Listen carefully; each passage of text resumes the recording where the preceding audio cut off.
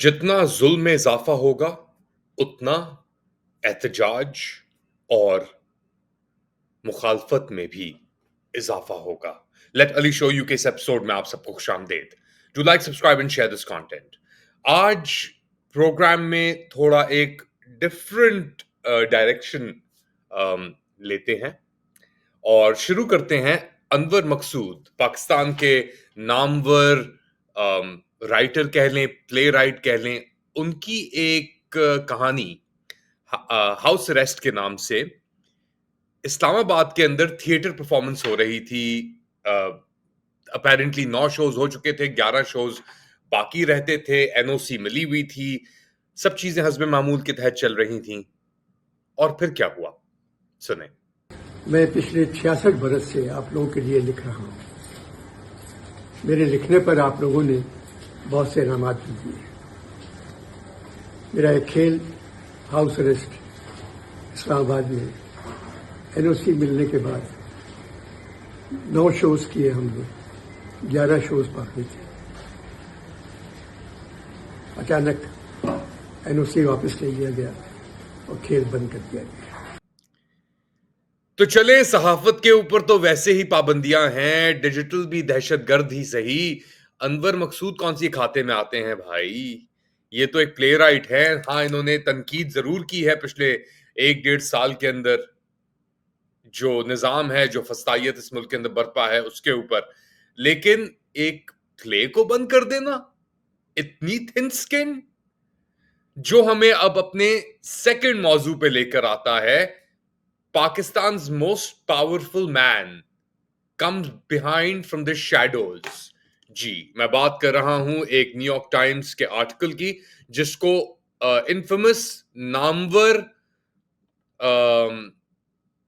Basically लोगों ने, आप कह लें, हमारे न्यूयॉर्क टाइम्स के जो रेजिडेंट जुनता अपॉलोजिस्ट हैं पाकिस्तान के अंदर, सलमान मसूद, उन्होंने ये आर्टिकल लिखा जिसके अंदर हेडलाइंस और बज़ाहिर तौर पे तो आसिम मुनीर वाज़े तौर पे खुल के सामने आ गए।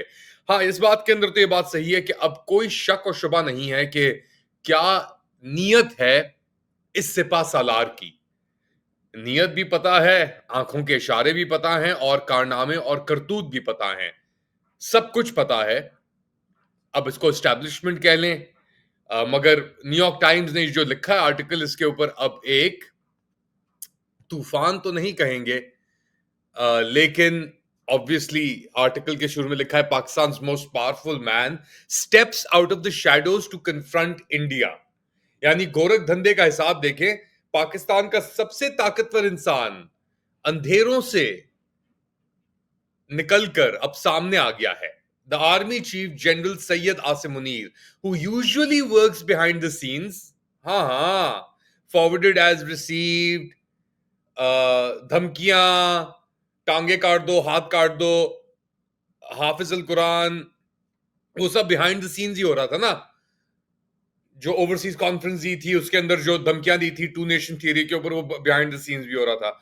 तो अब ये कह रहे हैं कि army chief who usually works behind the scenes has been shaping Pakistan stone in the crisis over Kashmir with his own tough talk. पहले न्यूयॉर्क टाइम्स फलस्तीन में जो इजरायली बर्बरियत और जहारियत है उसके ऊपर अल्फाजों के जरिए एक निकाब डालता था। अब तो पूरा का पूरा पर्दा, चादर, कमोड, सब कुछ करके इसने इस आर्टिकल के साथ। अच्छा, और न्यूयॉर्क टाइम्स कहता क्या है कि भाई ये तो हमारा इंडिपेंडेंट एक वो है, और हमारा कोई एडिटोरियल कंट्रोल नहीं होता इन चीजों के ऊपर। जो चीज आती है हम बस, हाँ हाँ हमें पता है सब कुछ, किसका एडिटोरियल कंट्रोल है, कौन पाकिस्तान में किसके लिए काम कर रहा है, कैसे ये चीजें हो रही हैं, क्या मुनाफकत चल रही है, सब चीजें सामने वाजे हो चुकी हैं इसके ऊपर। अब एक शर्म का मुकाम, मगर शर्म तो एक हल्का सा अल्फाज बन के रह गया है। अब इससे ज्यादा अब क्या कह सकते हैं? आमरियत तो आमरियत है, डिक्टेटरशिप तो डिक्टेटरशिप है, अनवर मकसूद तो अनवर मकसूद है, और निजाम निजामुद्दीन है। अच्छा, ये निजामुद्दीन का हाल है। अब निजामुद्दीन की हकीकत बयान की अख्तर मैंगल ने। अब अख्तर मैंगल खुद ही कोई दूध का धुला हुआ तो है नहीं। हम जानते हैं कि सरदारों ने किस तरीके से बलोच एस्पिरेशंस के ऊपर, एहसासात के ऊपर, मिलिट्री जुंता के अहकामात के लिए, अख्तर मैंगल ने क्या कहा तारीख को लेकर और हकीकत को लेकर, एक हल्की सी झलक दे रहा हूं, मुलाहिजा करें, बात को आगे बढ़ाते हैं। जंग साहब, आप लोगों को भी याद दिला दूं, दुनिया की जंगी तारीख में 90,000 फौजियों ने जो इकट्ठे हथियार नहीं डाले जो आपकी फौज ने डाले, ये भी अपनी निसाब की किताबों में डाल दें कि आपकी आने वाली 10 नस्लें वो भी पढ़ें। मगर मुल्क के साथ जो उससे पहले ज्यादती हो चुकी थी, अब एक बार फिर वो रिपीट पे जा रही है, क्योंकि फंसे हुए हम याया खान और जियाउल हक के दरमियान। याया खान और जियाउल हक के दरमियान जुल्फकार अली भुट्टो भी था, मगर मुनाफकत जो थी वैसी एग्जाम्पल्स हमने शायद ही इस इंटेंसिटी के साथ देखी हो। अच्छा, ये तो हो गया आपके अख्तर मैंगल साहब। अब आखिर के अंदर पंजाब के को लेकर एक एहतजाज की, छोटे एहतजाज ही समझ लें, क्योंकि जहां पे पूरी पाकिस्तान तरीके साहब की लीडरशिप एक तरीके से कॉम्प्रोमाइज है, वहां पे कुछ अब है तो अवाम ना, अवाम से ही लोग निकलेंगे।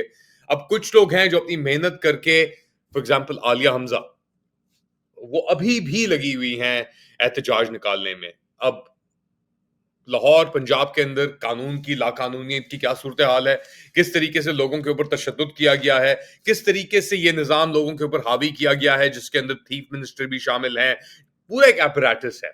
पंजाब अपनी 2 दिन फर्स्ट को और सेकंड को हमारी इस सिलसिले में पीटीआई पंजाब की मीटिंग हो चुकी है। हमारे मई के लिए हमने प्रॉपरली लाहे अमल का ऐलान कर दिया है, और ये मैं आपको इसलिए बता रही हूँ क्योंकि मुझे तो हर वक्त ये खदशा रहता है कब मुझे अरेस्ट कर लेंगे। आप इसको आइसोलेशन में नहीं देख सकते। इसके अंदर मीडिया का एक किरदार है, इसके अंदर सियासतदानों का एक किरदार है, इसके अंदर आर्मी का एक किरदार है, इसके अंदर ब्यूरोक्रेसी का एक किरदार है। अब और बाहर जो लोग रहते हैं, बाहर वालों का किरदार है या नहीं वो तो अल्लाह बेहतर जानता है, मगर हाँ, प्रेशर बहुत है।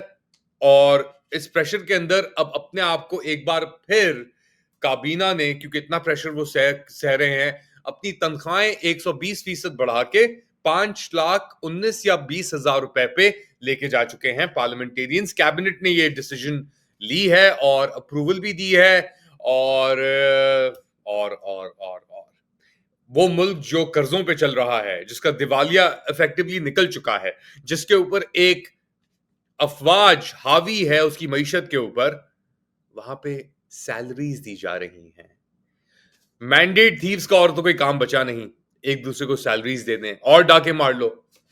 अब ये डाके कब खत्म होंगे? पाकिस्तान रहेगा क्या इन डाकों के बाद? बताएं मुझे कमेंट सेक्शन में।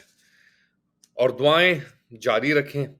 इस कंटेंट को आप सब्सक्राइब तो नहीं कर रहे। एक इंटरेस्टिंग स्टैटिस्टिक मेरे पास आया है कि 100 में से 80 लोग जो वॉच कर रहे हैं कंटेंट को सब्सक्राइब नहीं है। तो प्लीज सब्सक्राइबर काउंट को थोड़ा ऊपर जाने दें कि मैं आपके लिए ज्यादा ऐसे कंटेंट लेके आता रहूं, और बेल आइकॉन को जरूर प्रेस कीजिएगा। अल्लाह।